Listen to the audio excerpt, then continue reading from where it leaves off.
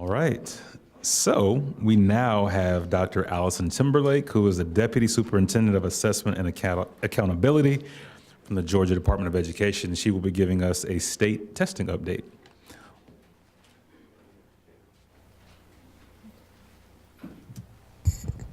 Good morning. It's a pleasure to be back with you again this year and to not only give you an update on what we're doing, but to hear everyone else's updates as well and what to look forward to in education this year. So I will dive in and just give you a high-level overview of what we're looking at this year with our assessment and accountability programs. We like to think about our work kind of in three buckets. One is our early learning formative assessments. And so when I talk about formative assessments, I'm talking about those assessments that occur during instruction while students are still learning, and teachers use it to gauge where students are and to adjust their instruction going forward. After that, we have what we call summative assessments, and we have those in grades 3 through high school. And these occur at the end of instruction to really gauge student mastery and to judge instructional programs as a whole. And then, of course, we have accountability. So in the early learning formative assessment space, we have 3 assessments that we're currently working with. One is the GKIDS Readiness Check. This occurs during the first 6 weeks of kindergarten. Teachers use it to get a pulse check on where students are when they come into kindergarten and use that to help adjust instruction and plans for their work with students during the year. And then we have GKIDS. So that stands for the Georgia Kindergarten Inventory of Developing Skills. This is our kindergarten formative assessment. We are transitioning to a new version of this. That's why you see the 2.0 there. This will roll out statewide next school year in 1920. We're piloting it with a couple of schools this year. We're excited about this one. This is what we call a progression-based formative assessment. So we've worked with teachers and other experts over the last couple of years to identify those big ideas. The big ideas for what students need to learn during kindergarten to be ready for the first grade. And then from those big ideas, we developed learning progressions that link and align the pre-K to K to early grade 1 standards around those big ideas. So it creates a progression. So through various activities and observations and things of that nature, throughout the course of the year, kindergarten teachers can assess where students are on that learning progression, and that gives them information not only on where students are, but where they've been and where they need to go next, because that progression shows the linkage from pre-K to K-1. So we're excited about this. The teachers we've been working with are excited about it. It'll be more instructionally friendly and useful for them throughout the year, and so we have that coming up. The third is Keenville, and I'm going to skip that because I'll talk a little bit more about it in a second. And then when we look at our grade 3 through high school summative assessment space, we have 3 assessments that we currently work with. One is Georgia Milestones. You all are familiar with that, and I'll give you an update on that in a few minutes as well. Next is the Georgia Alternate Assessment, or GAA. This is an alternate assessment for students with the most significant cognitive disabilities. About 1% of our students participate in this assessment. We're also redeveloping that, and the first statewide operational administration of that assessment will be this spring. And then we have access for ELLs. This is an English language proficiency assessment for our English learners. And then, of course, with accountability, we have CCRPI, and we had a lot of big news with that this year, and I'll touch on that at the end as well.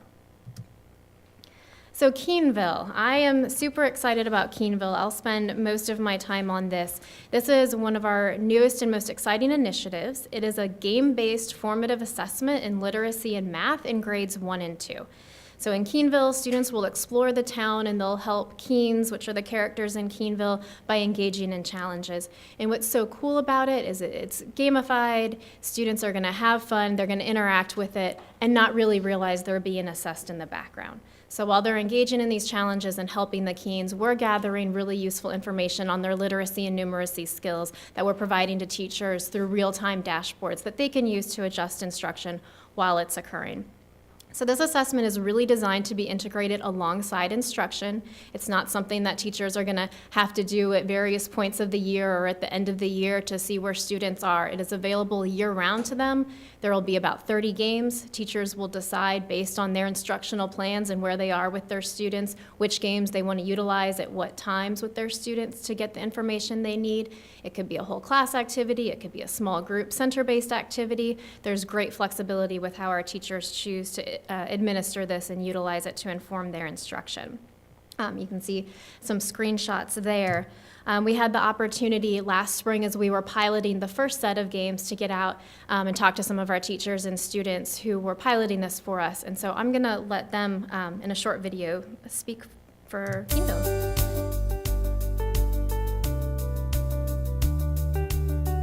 Keenville is a game-based assessment that measures math and literacy.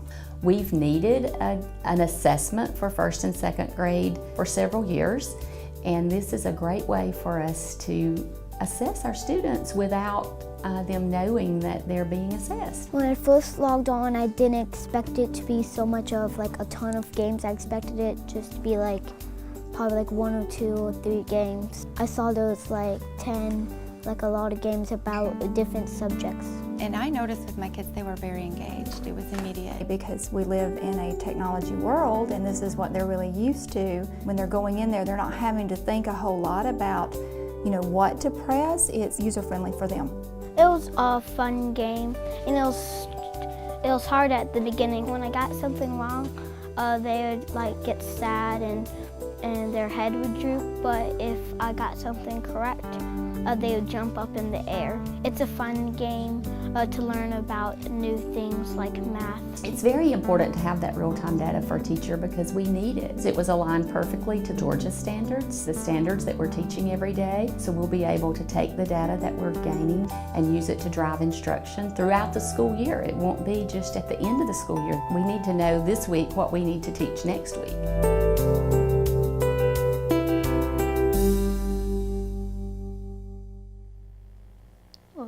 So that's just a little bit of an overview for you of what some of our teachers and students are saying about it. So as I mentioned, Keenville is really designed to engage students. There's features such as the avatar builder, where students will design their avatar, pick the colors, the head shape, the clothes, and that will be their avatar while they're in Keenville. They earn rewards. They can use those to buy things to decorate their house. There's fun sight, sounds, and reactions. We give students ongoing support through motivational prompts. So as I mentioned, it's a formative assessment to drive instruction. So when they answer a question, if they get it right, it'll do fun things so they know it's right and they move on. If they get it wrong, it'll say something like, oops, that's not quite right, that's too many, and gives them a little information so they can go back, read it again, or try the problem again before they move forward. And it collects all that information for teachers for them to see. One of the other cool aspects about this is the games include Georgia-specific themes and integrate content from other standards. So while we're assessing literacy and math, the passages that they're reading relate to other standards for first and second grade students in science or social studies or initiatives in the fine arts and nutrition. So while they're reading about fun things that they're learning about in other areas as well and continuing to learn while they play Keenville. I mentioned the teachers have access to interactive dashboards with real-time data, and then we've designed each game with multiple levels to really allow students of varying levels of ability to engage with the challenges. So if you go to keenville.gadoe.org, we've got more information there. Our first 10 games rolled out across the state this past fall, and we've got another 20 that will be rolling out to be available for teachers to use throughout the spring and summer. So we're fully up and running and operational next school year. So a few things on Georgia milestones. There's always a lot of interest with that. We had a very successful online spring testing season last spring. We had just over 1.2 million students participate in Georgia milestones assessments. Last spring, about 88% of our students did test online. Our peak concurrency was 141,000 students. So that means on one day in April, we had just over 141,000 students in Georgia testing online simultaneously. There were no major statewide issues. When there's technology involved, there's always going to be some hiccups, and so we did have a few small localized issues in some areas. Those were usually due to connectivity bandwidth issues, and we work with them to resolve it at that time so the students can finish testing, and then we've continued to work with them after that to get things where they need to be so they have a more successful experience this coming spring. And speaking of this coming spring, this year marks our transition to 100% online testing. We've been on this path for the last couple of years since 2015, so we will be 100% online this year with the exception of accommodated students who can't interact with the computer due to their disability. So we still have paper forms available for them, such as Braille and things of that nature. There's a lot of great benefits of online testing that we're able to take advantage of now that we're making this transition to 100% online testing. My favorite one is the innovative item types, and I'll talk about that in a second.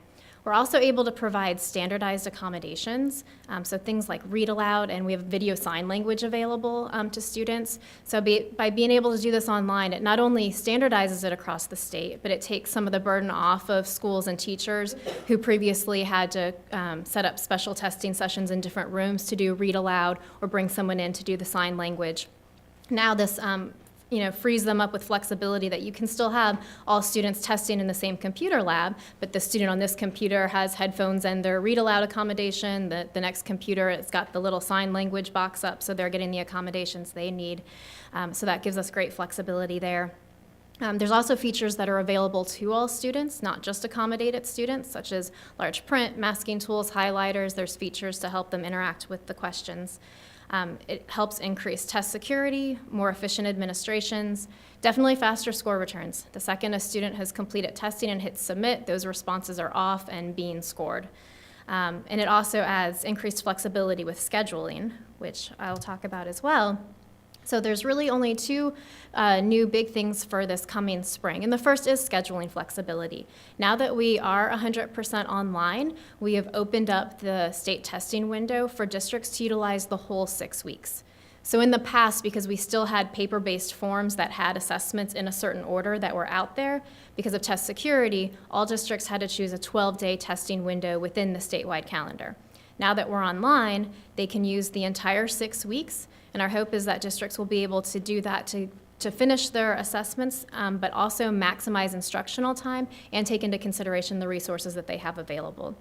So we know for some of our systems, they've been concerned about the technology capacity and the computers available to do online testing. Now they've got some more flexibility to make that work for them. The other big piece I mentioned is technology-enhanced items. We've had some technology-enhanced items in our assessments for the last few years. This spring, we're going to field test 2 new item types, graphing and drag-and-drop items. These kinds of items will really allow students to demonstrate their depth of understanding through performance tasks. So this first example here is a graphing item. So instead of just giving them an equation and asking them to pick which of these 4 graphs matches the equation, they'll get to graph that equation for us. There's other applications for younger grades as well with number lines and charts and things of that nature.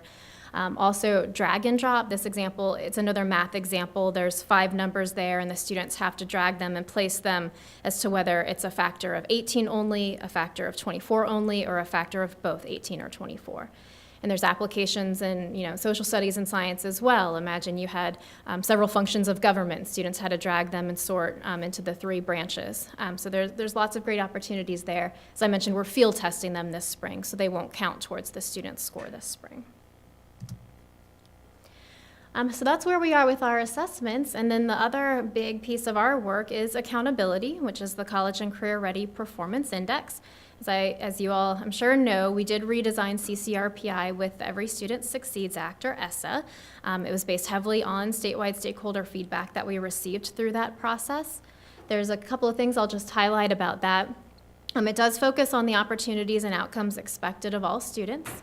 It continues to include multiple measures, but also values educating the whole child. It provides individualized targets. So this was one of the more innovative pieces of our accountability system that I don't think I saw any other state do. So for our targets, instead of setting statewide averages that all schools had to reach, we individualized the targets to every subgroup, school, and district within the state. So every group has a target to improve 3% of the gap between their baseline data and 100 every year. So it really sets an expectation of continuous improvement or maintenance of high achievement for all subgroups. And it really takes into account where every subgroup and every school is starting. Every indicator, everything's on a 100-point scale. No more bonus points, no more ways to go over 100. Every indicator, component, overall score, it will be on a 0 to 100-point scale. And we rolled out new online reports that are easier to navigate and really dig into the underlying data. So we released the first reports with the redesign last October based on the 2018 data. I won't go into detail, but there's 5 components. Content mastery is achievement on state assessments. Progress is growth. Closing gaps looks at those targets that I just mentioned, so that tells us how well subgroups are improving and meeting those targets. Readiness gets at those other indicators of readiness for the next grade, course, college, or career, things like student attendance, beyond the core, pathway completion, other measures of college and career readiness, and then graduation rate for high schools. And we also continue to calculate and report the school climate and financial efficiency star ratings. So this is a snapshot of our new CCRPI report. Those of you that have tried to dig into the old ones in the past, hopefully you've had a better experience with the new reports. They are simplified and streamlined and easier to navigate. We utilize guiding questions and explanations to help folks understand the calculations and interpret the data. Starting next year in 2019, there will be a comparison to the previous year. We'll have 2 years of data, so you'll start to see arrows and information that tells you what the previous score was, so it gives you context for what you're seeing in the current score.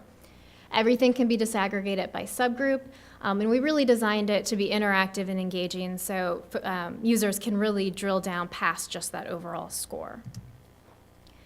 So if you'll indulge me, I want to talk a little bit more about CCRPI, just around this idea of what's a number.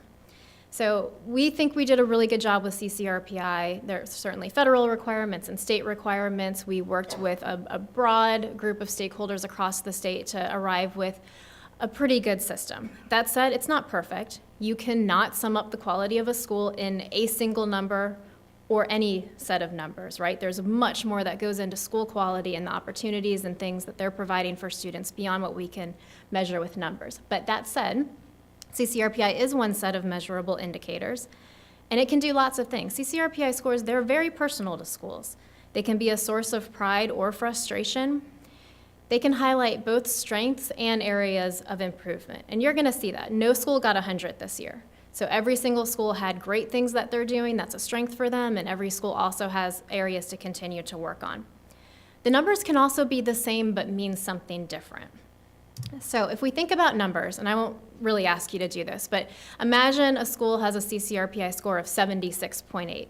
A lot of times when I present on this, I'll ask folks to take a minute, think about what, just with that number, what do you think that means? They'll talk about it. They'll give me different ideas about, oh, it's a great school, or it's struggling, or it's probably really good in this, or really good in that. And then we do one example. So this is a school with a 76.8. And my intent in this is to really get folks to drill down past the 76.8. That's just a number. That's not telling you what's going on with the school. So if we just start with content mastery, we see it's a 73.6. Okay, it's about 3/4 of the points out of 100. You can see the ELAs and math is in the 60s, science is in the 70s, social studies is in the 80s. So we see differences by content area. We could look specifically at science and see a difference even within science. Physical science is in the 60s, but biology is in the 80s, right? We can disaggregate the science data even further. So instead of just looking at the achievement score, we can look at the percent of students in each level. So beginning learners are our lowest achievement level. We can disaggregate that by subgroup. You can see in this example, the school had 19% of all students in the beginning learner level.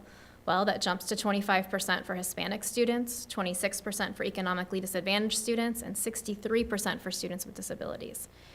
So with these new reports, you can really start to dig in and get a more complete picture of what you're seeing with the data. If we look at closing gaps, I mentioned closing gaps is looking at the extent to which all subgroups are meeting annual improvement targets. With this example, we see a 47.5, so about half the points. If we look at the flags, we can get a better sense of what we see going on. So green means they met the improvement target. Yellow means the subgroup improved but didn't meet the target, and red means they didn't improve at all. So just with this quick picture, we can see right off the bat, we want to take a deeper look at both English language arts across the board and then students with disabilities across content areas. Those kind of come up as areas in need of improvement. But on the flip side, there looks like there's lots of really good things going on with the other content areas for some of the other subgroups. We see a whole bunch of green flags and some yellow flags in there. Okay. A 76.8 can also mean different things. So here we have an example of two schools, both with a 76.8, but if you dig past that number, you can see two different stories. If we look at content mastery, our first school had a 73, our second school has a 57. So in terms of achievement, they're not scoring as high. But if we look at closing gaps, remember our first school had about half the points, and several of the subgroups and content areas, the students didn't make any improvement. With school B, their closing gaps is a 98.1. So almost everyone not only made improvements, but met those 3% improvement targets this year. Progress looks about the same between both schools. A little difference with the readiness. One school has more students scoring higher on literacy, attendance, accelerated enrollment opportunities than the other. So you can see when you really dig into the data, graduation rate's about the same. The 76.8 is just a starting point. You have to dig beyond that to see what else is going on. Okay. So just to sum that up, what's in a number? Lots of things. Please dig in. We need to keep asking questions. These numbers are just providing information. They're not telling us the root causes of why we see the numbers we see, nor are they telling us what actions to take or what might help students achieve higher.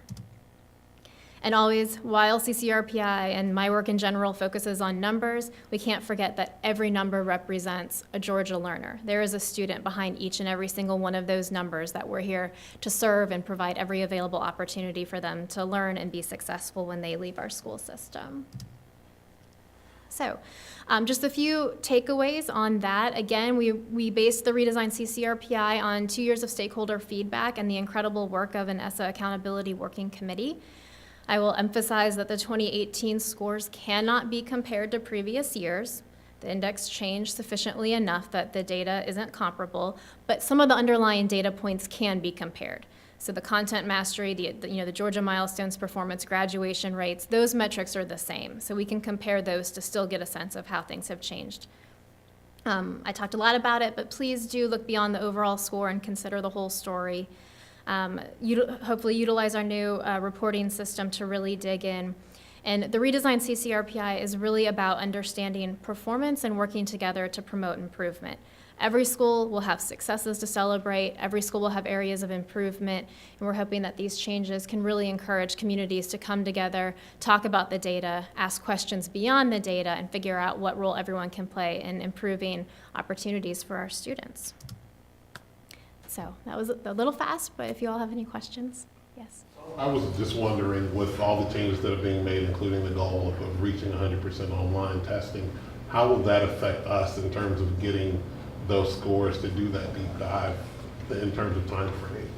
Yeah, so the Georgia milestones, while we've been moving to online testing, we've done the analyses to make sure there's no mode effects or anything like that between paper, pencil, and online. Those scores are comparable across years.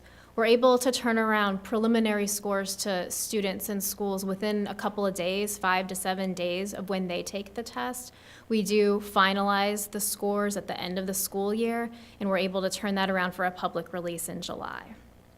So the milestones data we're able to get out in July, and then the CCRPI data, we use additional data collected during the summer. For example, summer graduates count in graduation rates, summer retest data counts in the achievement data, so we collect that throughout the summer and then calculate CCRPI and turn that around publicly in October.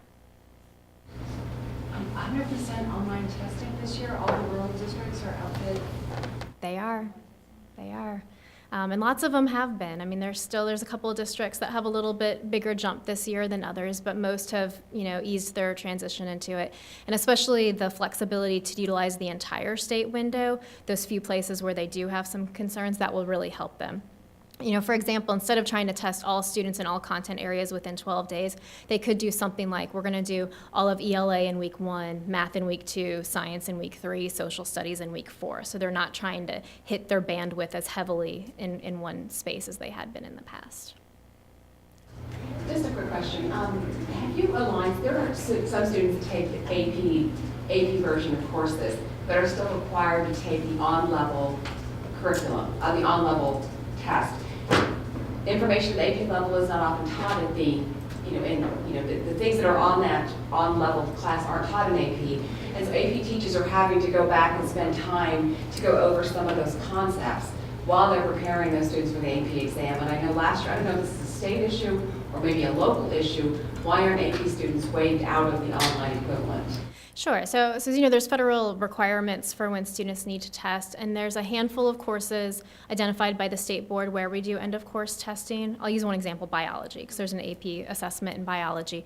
So even if students take regular biology, they take the EOC, and then if they take AP biology after that as an advanced course, they would not need to take the EOC again. What about A-Push? Is that one that has the same year?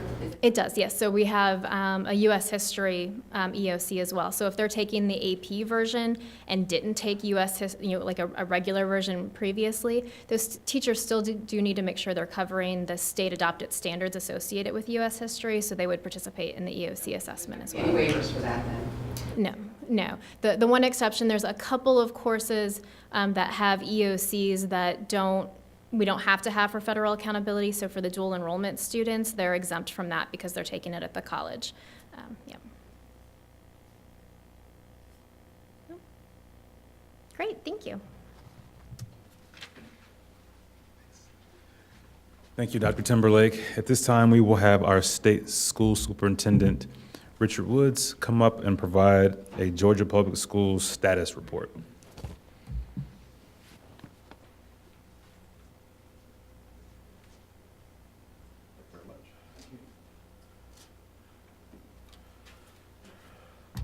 Well, I appreciate the opportunity to be with you today. Apologize, my voice is kind of a little bit froggy. I feel like somebody's planted a cotton field in my head today, so but we'll make it through, and if I'm not clear, just let me know and I'll try to work on that. But again, it's a pleasure to be with you today. It's good to have the election passed and we know what the next 4 years look like as we move forward. This is an exciting time for Georgia education. As I look at, the really vast number of improvements that have taken place over the past 4 years, we've seen a rise in graduation rates, increases in dual enrollment, test scores, expanded opportunities for our children in areas of STEM and STEAM, fine arts, foreign language, career, and ag tech. So, this is a great time for our young people. But also for us as a state, Georgia is being recognized nationally for our innovation, our approach to education. And so it's nice to see that Georgia really is becoming a national leader in many, many areas as we move forward in the days ahead. But I'm also equally excited about the future as we look at putting in a new governor. We've already had some great conversations with Governor-elect Kemp's team. And this has been very encouraging for me as state school superintendent. I think we're seeing a lot of alignment and really just some open conversations and collaboration as we move and continue to move forward. And because of that, I do look forward to working with our future governor, lieutenant governor, and the members of the General Assembly as we come back. Because we are poised here really for Georgia to really make some great advancements in education. And really the big thing is because the positive aspect that we'll have on each and every child in the state of Georgia. Today, I'm going to briefly kind of go over some legislative thoughts, but all of the things I talked about today really come underneath our strategic plan umbrella. So things that we look at, they have a direct correlation that they have will have an impact on students and learning and their ability to learn as we move forward. Looking at some of the things we talk about, of course, probably the biggest topic that I've heard across the state during the course of the year is school improvement, or school safety. This is a top priority. I know of Governor-elect Kemp.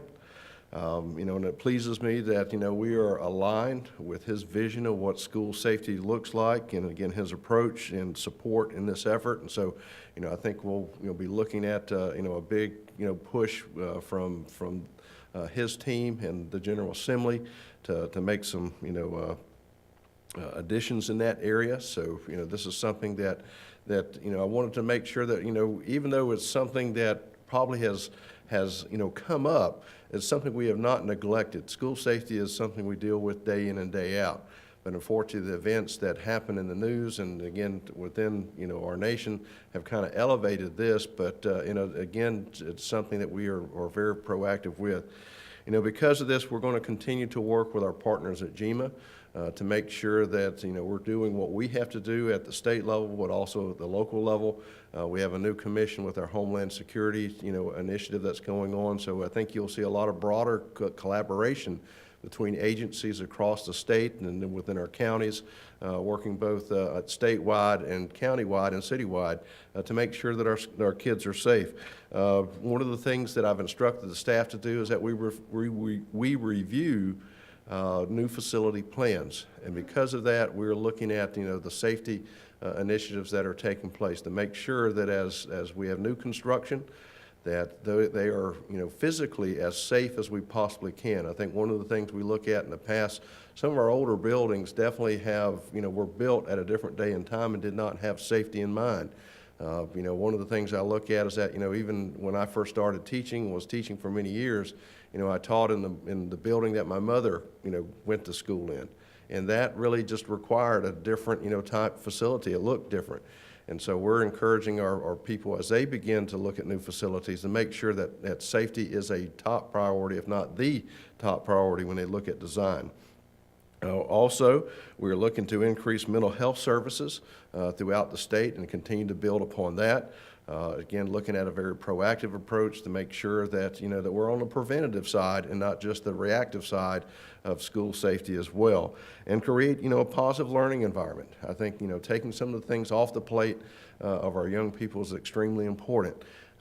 And because of that, we're looking at some things that perhaps, again, that with the governor's plan, seeing an increase in counselors and things of this nature that help address some of those needs that our children have. But again, the thing I want you to have, a takeaway with this is that school safety must be proactive and it must be a comprehensive approach. It's not just putting an officer inside a building. It's not, looking at, individuals to say that, that teachers can carry firearms, but it has to be something that is very broad. And I think that looking at all facets of safety, is something that we have to do as a state, work better together to be more aligned, to make sure that we can respond should anything happen at one of our schools, but to make sure that on the front side that we are making sure that we're doing our job as well. Increasing wraparound services, again, something that, we're looking at the approach that we talk about, which it definitely falls in line. We talk about school safety. We're using the service of coordinators to engage the community at local and state services to better prepare students to learn. One of the things we have now that most of these coordinators, if not all, I believe, are part-time. We're hoping to make these individuals full-time. And by doing so, we're looking at trying to collaborate within the communities, other state agencies, to make sure that all the resources that we can bring to bear to support our children's education that we have at our fingertips, to cut down redundancy where it takes place, but also to make sure that we are collaborate, because the essential thing is to make sure that we as Georgia, have one mission, we have one voice, and we are one within the school systems to make, and I think that will be something that we will continue to build upon and make sure that we are addressing needs that, again, have an impact on education. But I think they're, one of the things you don't read about or see, in one of the scores or, labels or A, B, C, or D or whatever.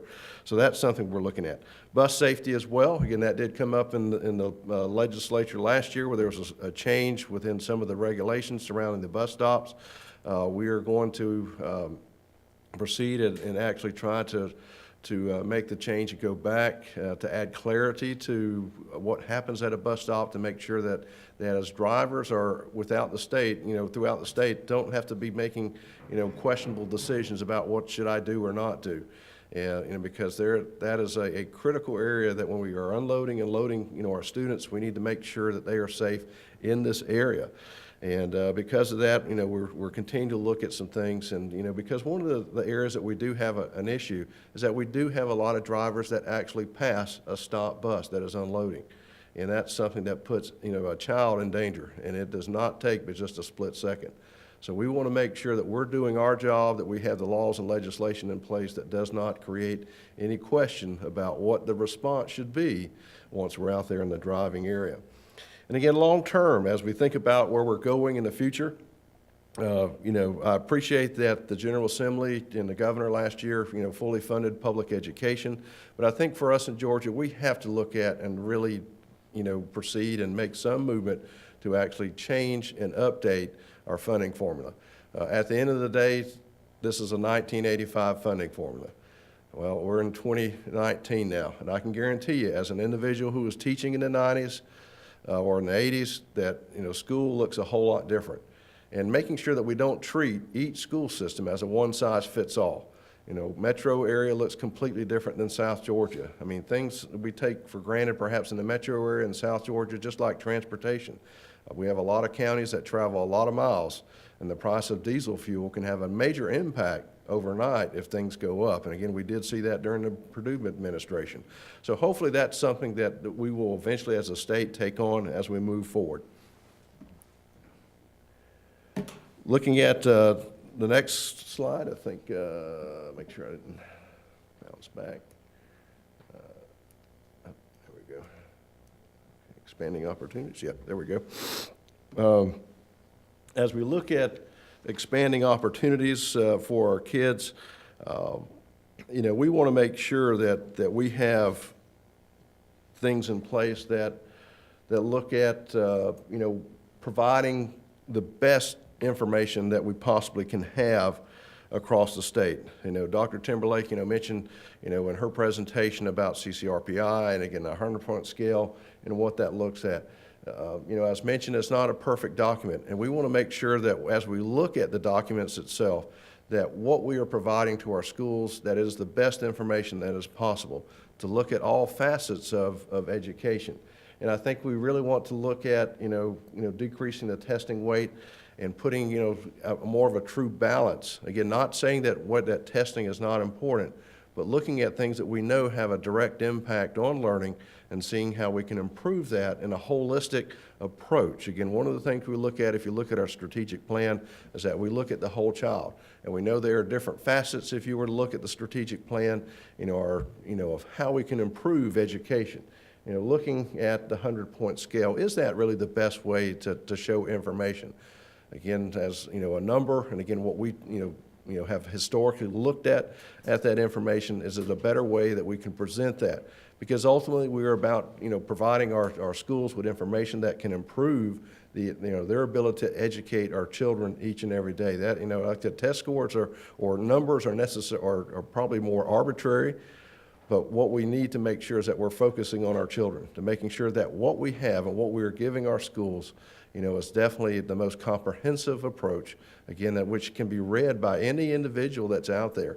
I think this behooves us, looking at economic development, as looking at our ability to make changes and attract people coming into our state, but also to give our parents and our individuals who have their parents so they can be engaged with our schools each and every day. So we want to make something that's transparent, easy to understand, and something that, again, that benefits us, but our priority is on our children. As we look at, long term, looking at creating something that definitely has gives us the ability to address things and identify, areas that we know that have a strength and can enhance education, such as the fine arts, STEM and STEAM, computer science, what's the effect of poverty, and being able to take that into consideration, because we know that all schools, can improve, and that's, actually, we're not shirking our responsibility with accountability, but it's making sure that we understand that each school, even though we're looking at the same destination, each school has a different starting point.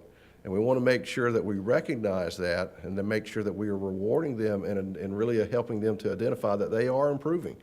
And so that's something we look at, and I think with our opportunity long-term to create an opportunity weight within our CCRPI system to make sure that we're getting a good picture of what's going on, but also encouraging schools to make sure they are investing in the right things that have, data that supports, the improvement within the school system itself.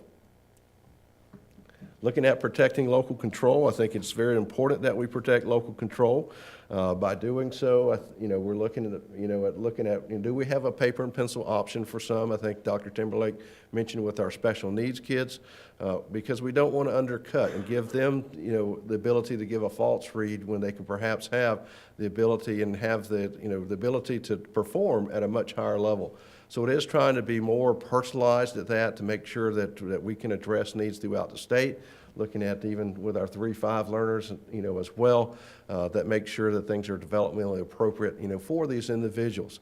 And so as we look at that, that's a conversation we'll have. Who knows, maybe it's something more of a pilot, that as we look at this down the road, but again, making our local districts feel comfortable with what we have throughout the state and as we move forward.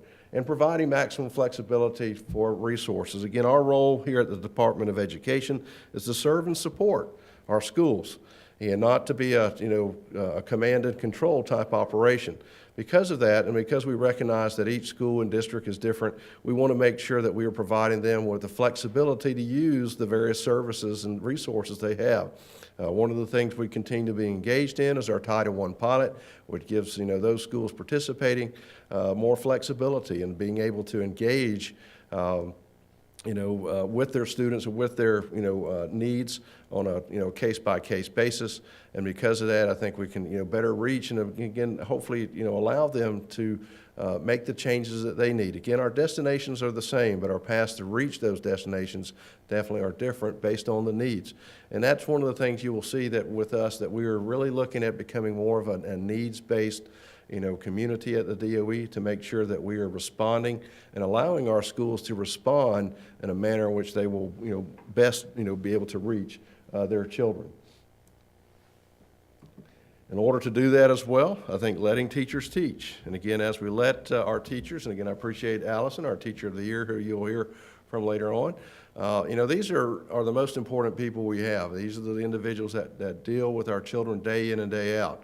And as I've always consistently shared, we want to make sure that we remove as much as the bureaucracy between our teachers and our students as we possibly can, to give them the time to engage and to monitor, to evaluate, and build relationships, with their children.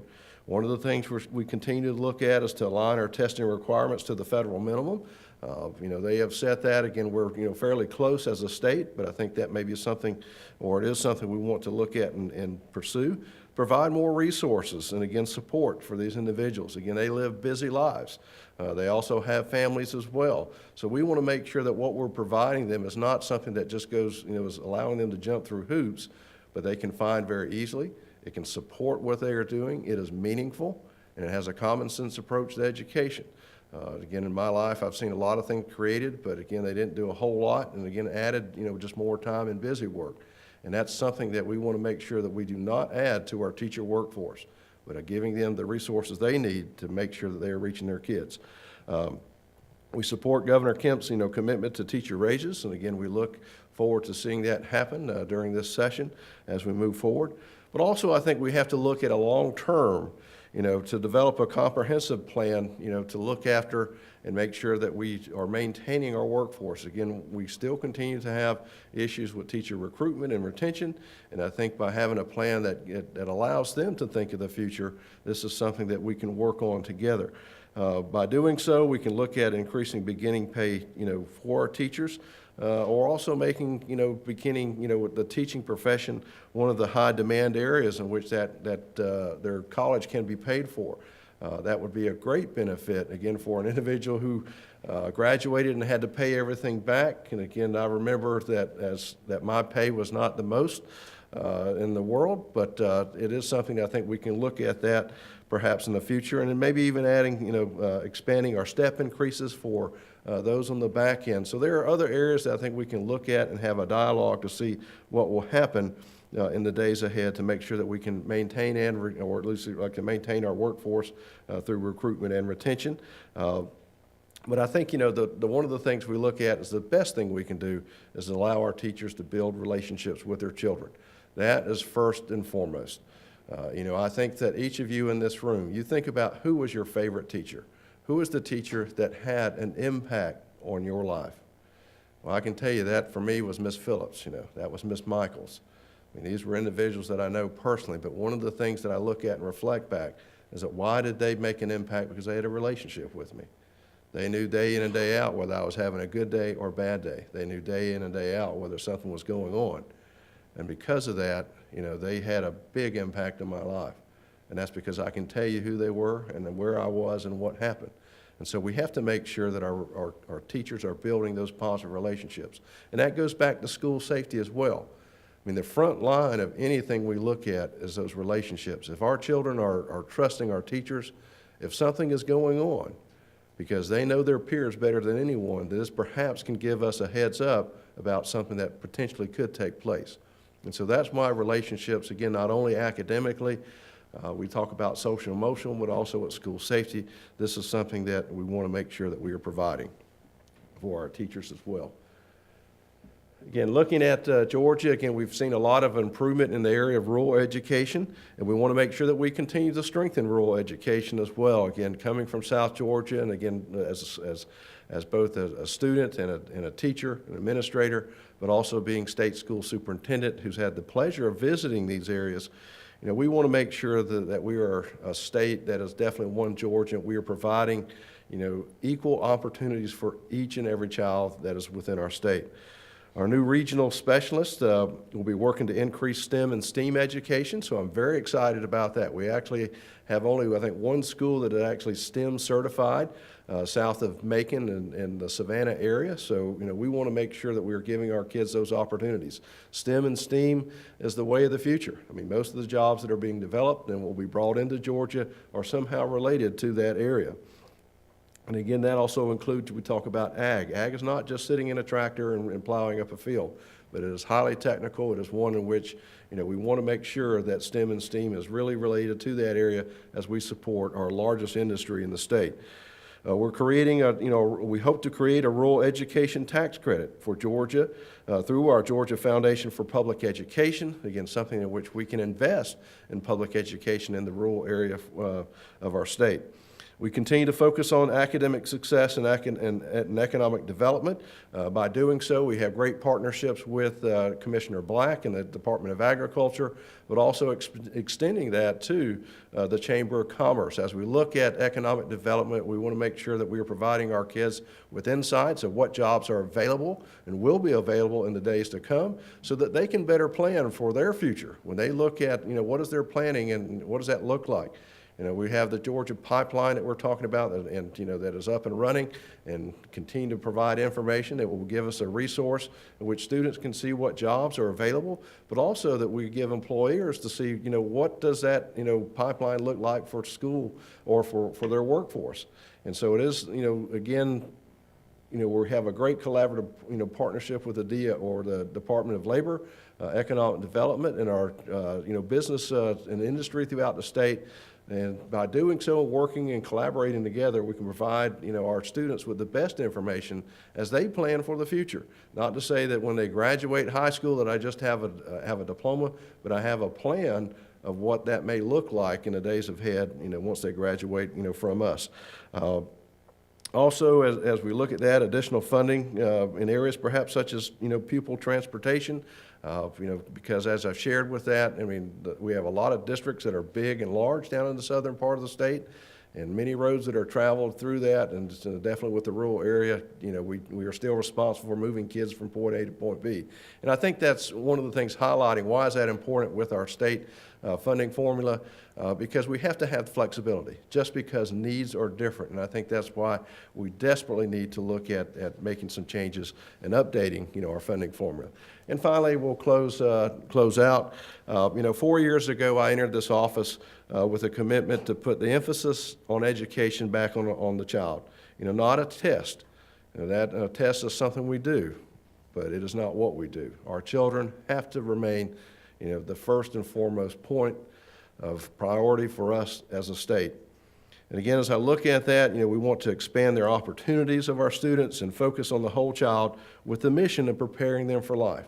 That is what our job really is. We want to make sure that when they graduate high school, and it is the intent that every single child will graduate high school, but not only do they have a diploma, but they have the skills and skill sets that will allow them to be ready for life and whatever comes, their way. We want to make sure that they are flexible, whether it means, having good jobs, starting business, being great parents, engaged in our community.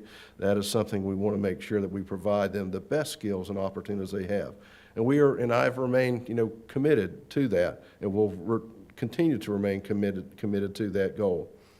With the recent re-election, Georgians have resoundingly expressed their approval of the path we have taken, and we will continue to take, their support with us in the days ahead. And it's been my pleasure, to represent our state. And because of the work that we have seen with our teachers and our educators, support staff, our students, our families and communities, business, we are seeing great things in Georgia. We're seeing great alignment. And I think and as I look back over the many years, and now 26, years in education in the state of Georgia, but also being a student, the opportunities we have far surpass anything that I've seen in Georgia during my time and tenure, as both student, child, educator, and state superintendent. I look forward to working with our new governor in the days ahead. As I've shared, we have a great relationship. We're looking forward at moving ahead, and I think it's very important that we do work together, that we do have a common mission and a goal that we move forward, because it allows individuals to see that we have that common mission and one vision in the state of Georgia. So I do appreciate the engagement that we've already had, and I'm very encouraged, as I've shared before. But again, by keeping the priority on our children and providing them with expanding opportunities, our brightest days are ahead. So that's kind of where we are today. Gives you an overview. To be honest, I probably could talk for a couple hours on education. You've got just the short view, but I'll entertain any questions at this time. Yes, ma'am. The state funding formula seems to come up every year. Yes. And Governor Deal obviously had a commission that made recommendations on it. Do you get a sense from either legislators or Governor-elect Kemp that is something that will be taken up this year? I don't know that it will be taken up this year. We have not gone into any conversation with that. Again, this for me, as I think you've seen, is kind of a long-term goal. I think we have to be realistic that what we do have, and I appreciate the funding we have, but again, it is a 1985 funding formula. Back then I said, I'm just trying to think. I said, I didn't even have computers in the classroom. We didn't have smart boards. And as I said, life looks completely different. And I think how we invest and what we're looking at, we have to have a funding formula that is flexible, because, just as we talked about, I think you probably hear a theme that I've kind of shared, flexibility is very key. And, but those are some conversations, we'll continue to have, and hopefully it is my goal that we will, hopefully at some point take it on. Of course, that's not, necessarily that I have direct control over, but it is a conversation I hope to have with Governor-elect Kemp at some point. Yes, ma'am. It appears in talking to some of the new legislators coming in on the Republican side that there'll be a renewed push for education savings accounts to be widened broadly. So essentially, people could take the money and use it for tutoring, homeschooling. Do you think that'll help or hurt the public school situation in Georgia, expanding that? Well, I think if it's aligned to what we do and we are part of that, then it may be. I can't. I'm speaking right now of something I haven't seen and don't know. I'll be glad to look at any potential piece of legislation. I think for me, first and foremost, we have to fund public education. So that's a top priority for us. That I don't want to go back to the days in which we were pulling resources out of what we do. We're fully funded right now, and I think that has to be the priority of what we do. But that'll be an ongoing conversation, and definitely if I see legislation, then I'll be able to weigh in a little bit more truer on that. Yes, ma'am.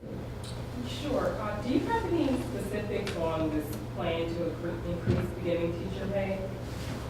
Well, again, it's something I think we have to look at an option, because I tie that in. That could be done in several different ways. It could be looking at, healthcare services. If there's a reduction in health care premiums and stuff of that nature, that definitely helps. If it is a way in which I did mention that it may not be a direct pay, but it could be that we look at making education or teaching a high performance area in which their college is paid for. Well, again, that's a pretty nice raise in itself, where you don't have to pay that back. So that's something I think we're looking at. That I know the Governor-elect Kemp's priority is giving a raise to all teachers, and so I think we're following that. But what I mentioned with the pay and the comprehensive approach, that's something long term. So we're going to kind of focus on the first thing that the governor has mentioned, and then we'll kind of move from there. Yes, ma'am. We spent a lot of time this morning talking about the millions of dollars being spent for school safety, and while I understand, I know Fulton County is spending millions and millions of dollars on that, I understand that is a need.